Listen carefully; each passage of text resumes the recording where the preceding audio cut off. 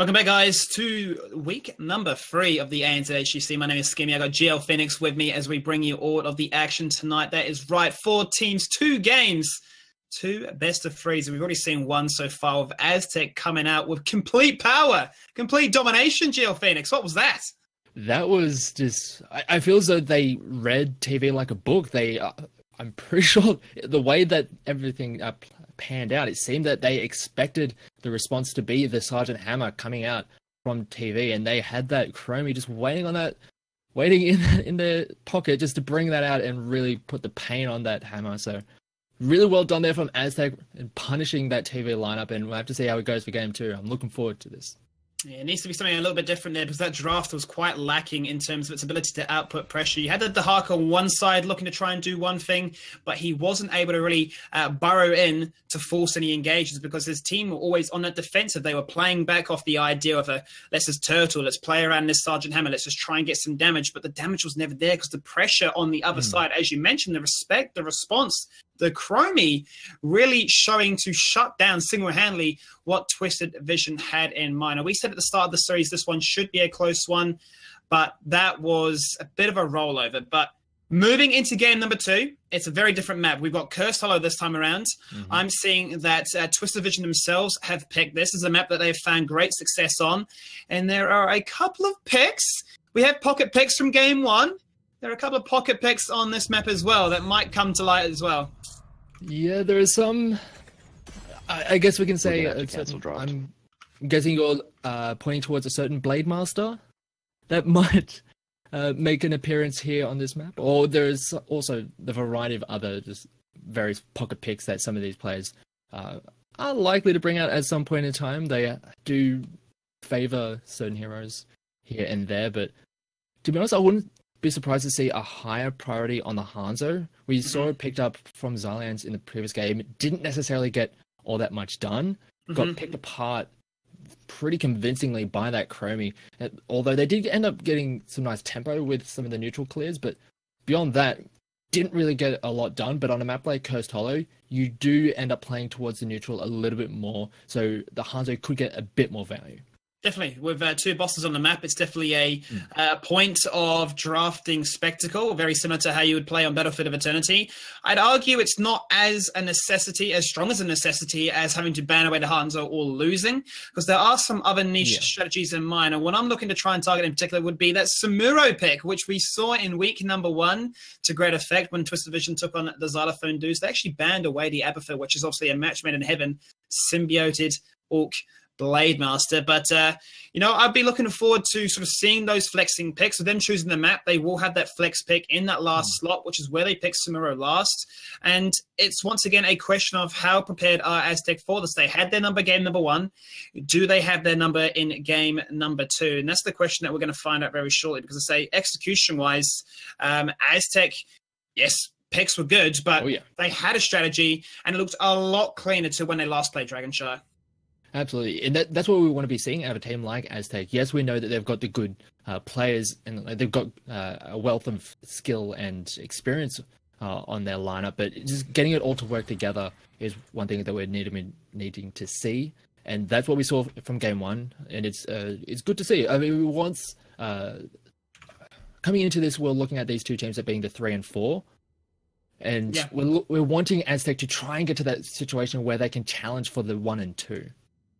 Well, that's an interesting point, right? Because I feel like we argued a narrative of Mind Freak. They've been hindered. They've done a role swap. They brought in a brand new player. But when they went up against Aztec, they were like, what role swap? What change? Yeah. We are comfortable as ever. So I think that is a statement in its own right, where you have to, the optimism and all the flashy dreams and ideas, just have to take a step back and go, okay, maybe it's not going to happen just yet. Obviously, it is a long season and things can change over due course. We know that Twisted Vision have a coach on their side to help them with some drafting and other facilities. So we'll be looking to see if these factors all come into fruition. We've seen that with Crimson especially, and they've had drafters and coaches and whatnot definitely help them. And as I mentioned, they were the only team that were actually able to take a game off Mindfreak, a series, nearly to lead them to the mid-season brawl. So there are potentials for these coaching squads or whatnot to be much more widely used. But I think it all boils down to one major fact, and it's just respect. The person that you have as your coach,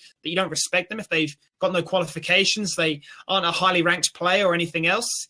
They could tell you one thing, but you're going to be like, why do I need to listen to you? So I think as much as it can be like a free pass, some teams think, we get to go international. There definitely has to be some value that you bring to the table. Yeah, I'm looking forward to seeing how a lot of these teams do develop over the course of this split. We're still a little bit up in the air on who is going to be definite for that number one spot, but we're looking at a lot of... We're pretty safe in assuming that it's going to be Crimson Mindfreak as the 1 and 2 with how a lot of things have shaped up when it comes to rosters. But yeah, with the addition of coaches to a lot of these teams, it's going to be interesting to see how some of these mid to lower teams are going to start trying to up their game and challenge some of those higher seeds. There will be. Apologies for the delay, guys. Having a bit of an issue with the lobbies just starting off. So we'll carry on our discussion. I know you guys love Heroes of the Talk. I know I like to talk, and I know that Jill Phoenix loves to have a discussion with me. But speaking of the league, I mean, we've obviously got a new team. Impenetrable Hill. They won't be on stream tonight, but they are playing. They are up against Mindfreak tonight. So what a sort of a welcoming present right to the league. I'm sure there's a good reason that wasn't put on stream. You didn't want to sort of showcase that kind of ensemble. But what kind of impact do you think that lineup really brings to the Premier Division? Do you think they're going to have instant success, or do you think they're going to be looking to try and use this as a development season and just gain as much experience as possible? I think that's a realistic goal for that team. It's a little bit, I think, out of reach to look towards some of the higher seeds because of the way that they've come into this league and the way that their roster have been put together. Just as you mentioned, just try and learn as much as possible. Just develop your skills as a team and individually, and try and just create a better roster over time to eventually challenge some of those better spots. But it's always gonna be a rough ask when you go up against Mindfreak or Crimson for that matter. We've seen them be very dominant in a lot of their matches so far this split, regardless of the roster changes. So it's always going to be a rough go. I mean, even Aztech, they've gone up against both of those teams and they didn't come out of those looking too great. No, the only saving grace really, I suppose, for Aztec were they were able to take a game away from Crimson, going 2-1. And, not to take anything away from it, but Crimson, the new player, Hacky, did try to draft Kel Fuzard I didn't show want to what he can do. What was the number? About 13k hero damage by the end of it? It wasn't a good number for Hacky, but beyond, that's just the one blip on the radar that we can really talk about for the Crimson. But it was nice for Aztec. I guess he builds up their hope a little bit. It's like, we got to win against Crimson, I guess, right, guys? In some respect, that's what they'll be looking for. But here we go. We got a lobby. We can jump into things. We can make things happen. We can talk no more because we can talk about what we see on the screen and share that viewing experience with you. Curse Hollow here, picked up by Twisted Vision on the right with Aztec on the left with the first pick and the first ban. I want to see a very different style of play coming out this time, Geo Phoenix. I want to see Twisted Vision bring something unique, something that has a idea. Is it split push? Is it team fight? Is it minion and mercenary control? There has to be some kind of cohesion. And instantly, there's a Samura ban. It had to happen. That is respect right there. That was the research I was talking about. It had to come across, and there's the Abathur's response. And although it is very targeted, that ban, it does open up the field for a lot of those high priority heroes. We saw in the previous map, there was the Genji, the Maiev that were banned right away. Maiev was one of those heroes that Xaliance has almost defaulted to when that Samurai has been taken away, so to speak. So that is an option that will be on the table for him. But the Hanzo, I was talking about it earlier, his neutral control is incredible. Yes. Almost, I'd say the best in the game. And this is one of those maps where you can get incredible value out of it, incredible tempo, going from boss to boss or however you want to do it. You can control the pace of the game with a hero like Hanzo. Yeah, Dad's going to be very comfortable when it comes to the Hanzo, and much like a Battlefield of Eternity draft, you need to have some way of either out-macroing or out-maneuvering. And with the Genji coming in to try and dive on in and look to try and get a kill and get out, that is definitely catering to that idea with the Dahaka as a double whammy I suppose you've got the wave clear, you've got the split push, and you will have the ability to isolate and drag if the fights do get a little bit racy. So they are going to be jumping in that into that sort of direction. But I mean, Aztec start off here with a very comfortable draft, which once again does not reveal too much. Yes, you obviously mentioned the neutral camp control, but this can flex out in so many different directions from here. Yeah, and there's still quite a lot of the high priority things still on the table. They can even pick up the Blaze again. They can go for the Malfurion again, and that's what they do. They're just very strong. We saw how good they were in the previous game. Why not run it again? There's nothing really stopping you. Why not? And, I think it's going to start getting to a point, GL, where teams really look at these stats and go, look, he seems to love playing Blaze. And I think in a region like ANZ, there are definitely times when players don't have the most expansive hero pools. They can be targeted. And then, obviously, if we look really far ahead into 2019, when there's going to be that third ban added into the mix, adds a whole new level to the idea of, you are a one-trick. So, yes, it works. It's very relevant in this meta. But I wonder when teams are actually going to start to catch on and look to dissect some of these team strategies and go, that works for you. You can't have that. Yeah, it is a little bit harder when there is a limited amount of bans. But as you mentioned, once the extra ban comes in, we could start to see a bit more of that targeting, using one of those for the high priority things, or just going for the high priority targets, so to speak. So we could start to see a little bit more variety once we get those extra bans in. But coming to the second bans, I mean, there's so much flexibility on both sides, to be quite honest. We've got a very stable core on the side of Aztec. They can really go anywhere with that. But on the other side, for Twisted Visions, they haven't really shown too much. Yeah, they're going to have a decent amount of global pressure with the Dahaka, and the Genji is going to be threatening that backline. But there's still quite a few key pieces that they're still going to be looking for. I suppose the question now is, you've got Domi and Coffee's pick locked on in. So where does the ban priority go towards? They're going to look to try and take out Magic Gnome here, who hasn't showed us any Decade Cane in the league as such. But definitely would give them some fantastic point control. Yes, you got the Hanzo for that boss. You know he's going to be there. So what better way to try and amplify the potential of jumping in with a Genji and a Dahake than a scroll of ceiling on top of a stay a while and listen. And those are going to be the flex picks. Gondo with his Muradin and Zilliance with the Zeratul. The second time we showed it here in the ANZ HGC. And it's that dive potential, Genji and Zeratul followed up by the Muradin. That's three boys jumping in your face towards that Hanzo. Superfish has to be so on point, not only with his jet propulsions, but his bunkers to ensure that if Hanzo's jump is down, he has an escape route. Yeah, that's going to be very dangerous for anyone on the back line for Aztec. That's a very aggressive lineup coming out from Twisted Vision, and I wouldn't be surprised to see a Karazim to flesh that out from the support role, because that's another hero that can facilitate that kind of playstyle where you want to be going forward, you want to be just running straight into your opponents. And it's looking a little bit dangerous, that lineup from Twisted Visions, but we just have to wait and see how Aztec try and counteract that. We wouldn't be too surprised to see the ETC picked up yet again. I mean, we saw in the previous game, did a decent amount of work locking down targets early on and securing a lot of early advantages. But it's actually going to be the Nubarak. Interesting. We don't really see too much of the Nubarak. Different. Yeah, we don't really see it too much as of late, and especially on the new patch, he has lost his spell armor. He has had given some extra health to compensate for that, but he still does have a decent amount of crowd control, and one good way to interrupt a lot of those dive-heavy compositions, just knock them around. Just make sure that they can't really control themselves when they start diving in. That wasn't the final two picks I expected coming out from Aztec. It's like, we've got this Hanzo composition for point control. I was starting to imagine they would go into like a double support, for instance, with a Tesla, instantly shutting down the Zeratul, and then having a very beefy warrior like the Johanna, for instance, for that wave clear, for that shield glare, and for the blessed shield just to shut everything down. But they go, no, we don't care about that. This is ANZ. Greymane for that turnaround potential. If he jumps in and gets too aggressive, I can counter pressure him with that go for the throat. And followed by a Nubarak. I mean, it's the age-old classic of burrow charge in, cocoon one person, and blow up the other. So two very different drafts, with the Karazim coming in clutch to finalize it once more. Very interesting flex picks here.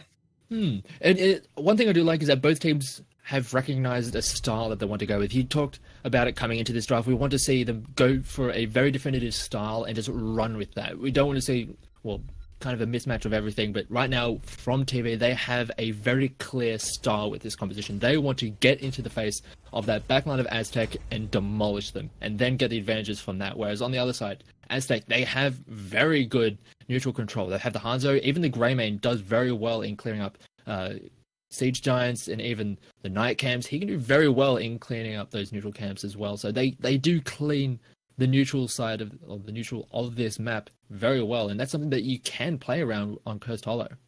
I think the thing for me to watch out for Twisted Vision here is, once again, their laning setups aren't the strongest. They have a lot of roaming potential and they have a lot of mobility between 4 crucial targets, 5 if you count it to Haka, but mainly I'm talking gap closes. So I'm interested to see exactly how things all stand out. But here we go, game number 2 on Cursed Hollow. Brought to you by McDonald's Australia, sitting off with Aztech here in the left, currently leading the series 1-0. And that's going to be Doubt playing the Hanzo, looking to put a lot of macro pressure on the map. Shrek with his famous Malfurion, Azok the Cat on a Nubrak, Altivian on Greymane, and Superfish playing Blaze. And on the red side, Twisted Visions down to 0-1, trying to make it back in this series. We have Domi on the Haka, we have Coffee on Genji, Gondo on the Karazim, Zaliance is on the Zeratul, and Magic Gnome on the Muradin. There's actually a point I want to bring up as well, is originally Gondo, for the first 2 weeks at least anyway, was the tank player, and he had some growing pains. There were some moments I was watching those series, and I'm like, you can tell this is a new role for the player, and it's no flame, it's just straight up honesty, where it is a tough role. If you've never played it before, you're not familiar with it, just to bust out on the higher stage. Magic Gnome was their support player, so they've just done that 1-2 switch. I have to hope to see if that cohesion does push them through to a stronger overall unit showing, but things like that, once again, it's just flexing. Mind Freak did it. They're going to do it. We'll have to wait and see if it actually makes any impact. Yeah, we can't all make the switch to tank look as easy as Fat94. I mean, we can't all be that good, I guess. But they gave it a crack, and now they're just switching it around to see how things go. And yeah, I'm interested to see how things develop for them. So one thing I want to mention is that, yeah, Altivian, fantastic on the Greymane, obviously matching that with the Hanzo for the Merc control. He's going to start things off here in the top left, same as being met by Gondo in the bottom right. This is traditional, this is classic, looking to get some early minion pressure. But I think the point I want to mention really was people like Zillions on the Zeratul, Coffee on Genji. You're going to want to start seeing them play a more active roaming role and looking to try and shut down this minion mercenary sort of style of play, because as it stands, Giants are being picked up. Gondo hasn't finished his, but Aztec are already onto the night camp. Yeah, and they're going to take that reasonably quickly. Altivian on the Greymane is going to shred to that quite nicely, and this is what you're talking about. Zillions is coming in. This is the potential for them to make a play, but the rest of the team is just a little bit behind right now, and they don't even interrupt the camp. The play was there. That's what they needed to do. That's really the only window of opportunity to try and shut things down as it stands. But if they can find these picks, it is crucial. That's going to be the full commit as Domi Brushstalkers in. Can he find a drag? Yes, he can! First blood like that, 2 minutes in, but a jet propulsion onto 4, followed up by a burrow charge onto another 3. And everything just goes so wrong at the flip of a switch. 1, 2, and 3. Zillions down to 30 health as he manages to blink away. And I mean, Geo Phoenix, that is the play. The timing was off, and the punishment was so real. Exactly, Skimmy. They had the right idea. They want to make that aggressive invade when they're going for that camp, but they just, as you mentioned, the timing was a little bit off. They tried to get that play, and sure, they had Domi come down, and they weren't able to get that nice kill. Well, a great amount of damage, but an incredible engagement coming in from Superfish, just locking down so many members, and also Doubt coming over the wall, able to really help finish off the rest of that fight, and that is a rough way to start this game for TV. There's ever a reason to wonder why Superfish plays their heroes so much. Well, the stars all lined up right there, and he says, thank you very much for giving me that montage, for giving me that little Twitch clip to show to my teammates whenever they question, do we want to draft Blaze? Yes, you do, because I can do things like this.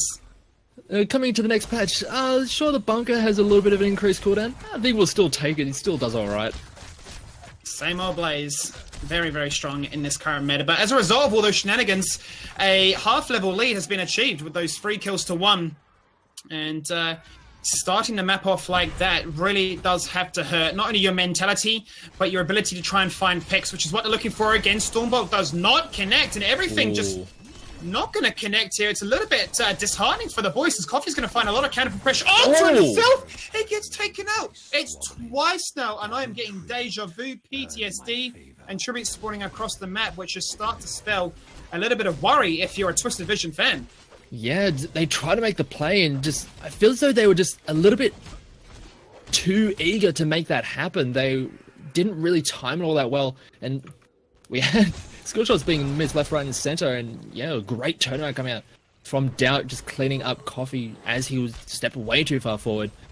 And almost a full level lead to the side of Aztech, and TV, they're trying to get something back for themselves. They're actually just going to start rushing down a lot of these top structures, while Domi is just trying to stall out this tribute for as long as possible, allow the rest of the team to get some experience back.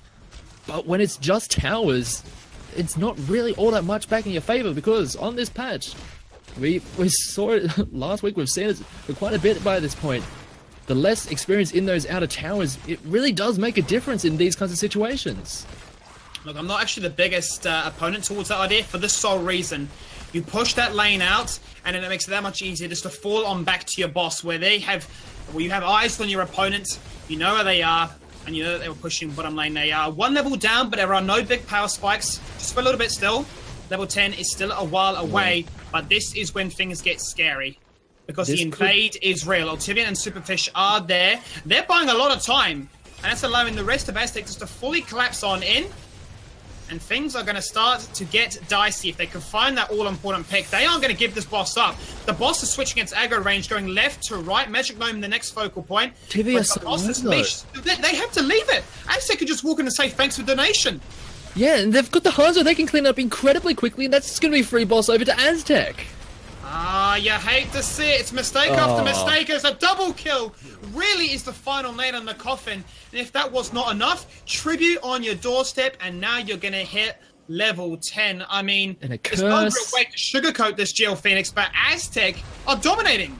Absolutely. And TV, it feels like they're falling apart at the seams. They wanted to get that boss, but they weren't able to do it quick enough. Their composition is not really built to take objectives like that, and the rest of Aztec, they were like, sure, we are behind by like half a minute, but because we have such a strong fight at this point, we could just go for the invade, and with how low TV got, they could just walk in and just take it for themselves, and that was just really hard to watch from TV. They're trying to get these plays to work, but they're just falling apart at the seams, and Zalia is just detonated. He is just going straight on down a 3-level lead. They don't have ultimates for such a long time, and they still want the punch on. They do find a constellation kill, and that is nice, but it's not going to be nice enough when boss, the 7-minute mark, and they're trying to end. Are pushing for your course. 7 minutes in, Aztech are saying, we are better than you. You came into this one unprepared, and we are going to demonstrate that to the whole of Blizzard ANZ. Oh boy, Aztech going down, does get taken down, but TV, they're just too low to drop one member, and this boss is still quite healthy, still half HP. It's still slamming away at that core, and TV's just going to do the job to finish it off, and there's nothing that TV can do, and it's a 7-minute, 22-second game from Aztec to just shut down Twisted Vision. Some fighting words and all chat at the end there, but I mean, you have to imagine the amount of the pressure. Really, it was Aztec were just going, we get a camp, we get a kill, you do this, we know what you're going to do, you're going to come in here, and we're going to kill you. We know you're going to be doing that, but we're going to kill you. They had their number all of game 1, all of game 2, and Twisted Vision really need to come into these games a lot better prepared, because that was supposed to be the matchup of the night between arguably 3rd and 4th spot on the ladder, but it couldn't have looked further apart. That was light and day. It was like, I don't know what... I don't know. I don't really have words to explain what we just saw. I mean, as you mentioned, 3rd and 4th, we're expecting these teams to be. But Aztec just completely read TV from the draft all the way through to the gameplay, and it was incredible to watch. It was just, they knew what they were going to be. They knew exactly what TV wanted to do from at every stage of the game, and they had brilliant reactions at every point. just incredible dominance from Aztech. You're speechless, Sheo Phoenix, and for good reason as well. A 7-minute win is definitely a way to show your authority. They've gone through the gauntlet of Crimson and Mind Freak, and they've showed that all that preparation wasn't in vain. That was the first series of the night. A clean 2-0 for Aztec, so congratulations to them. But stick around, guys, because after the break, we have another best of 3 to go forward. Last year's runner-up Crimson taking on the new boys, the musicians known as Xylophone Dudes. Don't go anywhere.